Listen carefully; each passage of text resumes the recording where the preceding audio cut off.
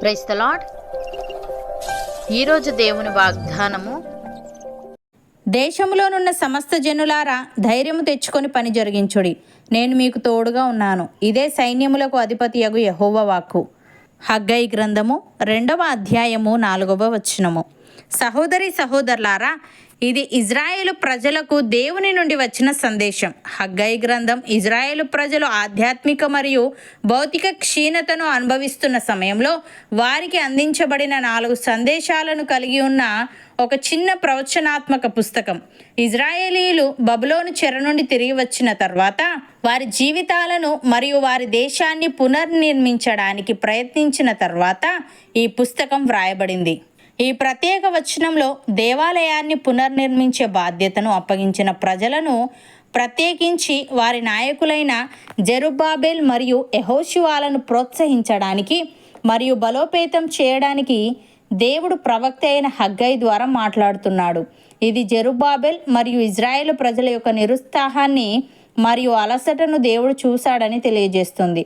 అందుకే జెరుబ్బాబెలును ధైర్యంగా ఉండమని, దేశంలోని ప్రజలందరికీ వారి పనిలో బలం మరియు పట్టుదల అవసరమని గుర్తు చేస్తున్నాడు. ప్రియులారా, ఇజ్రాయేలీలు అనేక సంవత్సరాల తర్వాత తమ దేశానికి తిరిగి వచ్చారు మరియు ధ్వంసమైన వారి ఆలయాన్ని పునర్నిర్మించే పనిని ప్రారంభించారు. అయినప్పటికీ వారు పొరుగు దేశాల నుండి వ్యతిరేకత మరియు పోరాటాలను ఎదుర్కొన్నారు. ఇది మందిర నిర్మాణ ప్రయత్నాలను నిలిపివేసింది. ప్రజల భయం మరియు సందేహం మందిర నిర్మాణ పనిని కొనసాగించడానికి ప్రేరణ లేకుండా చేసింది. అయితే హగ్గై ద్వారా దేవుని సందేశం వారిని పురిగొల్పడానికి మరియు దేవుడు వారితో ఉన్నాడని తెలియజేయడానికి ఉపయోగపడింది. ప్రియులారా, ప్రజలకు దేవుని నుండి వచ్చే ప్రోత్సాహం మరియు ప్రబోధం ఎంత శక్తివంతమైనదో, కష్టాలను ఎదుర్కొనే సమయంలో పట్టుదల మరియు విశ్వాసం ఎంత ప్రాముఖ్యమో ఇది గుర్తు చేస్తుంది. భక్తుడు ఈ విధంగా అంటున్నాడు: దేవుడు మనకు ఆశ్రయమును దుర్గమునై ఉన్నాడు. ఆపత్కాలములో ఆయన నమ్ముకొనదగిన సహాయకుడు. కావున భూమి మార్పు నొందినను, నడి సముద్రములలో పర్వతములు మునిగినను, వాటి జలములు ఘోషించుచు నురుగు కట్టినను, ఆ పొంగునకు పర్వతములు కదిలినను మనము భయపడము. సైన్యములకు అధిపతియగు యెహోవా మనకు తోడై ఉన్నాడు. యాకోబు యొక్క దేవుడు మనకు ఆశ్రయమై ఉన్నాడు అని. ప్రియులారా, నిన్ను ఏమాత్రమును విడువను, నిన్ను ఎన్నడూను ఎడబాయను అని ఆయనే చెప్పాను కదా. కాబట్టి ప్రభు నాకు సహాయుడు, నేను భయపడను, నరమాత్రుడు నాకేమి చేయగలడు అని మంచి ధైర్యముతో చెప్పగల వారమై ఉన్నాము.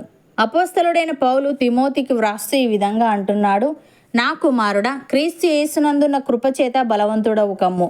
నీవు అనేక సాక్షుల ఎదుట నా వలన వినిన సంగతులను ఇతరులకును బోధించుటకు సామర్థ్యము గల నమ్మకమైన మనుష్యులకు అప్పగింపుము.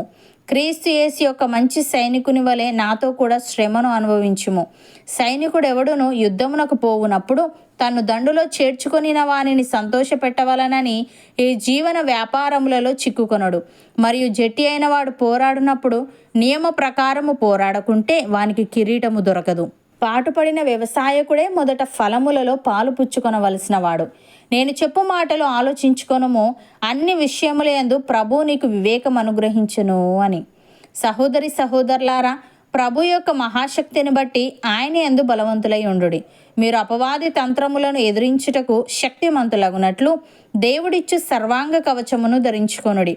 ఏలి అనగా మనము పోరాడునది శరీరులతో కాదు గాని ప్రధానులతోనూ అధికారులతోనూ ప్రస్తుత అంధకార సంబంధులకు లోకనాథులతోనూ ఆకాశ మండలమందున దురాత్మల సమూహములతోనూ పోరాడుచున్నాము. అందుచేతను మీరు ఆపద్దినమందు వారిని ఎదిరించుటకును సమస్తము నెరవేర్చిన వారే నిలవబడుటకును శక్తిమంతులగునట్లు దేవుడిచ్చు సర్వాంగ కవచమును ధరించుకొనుడి.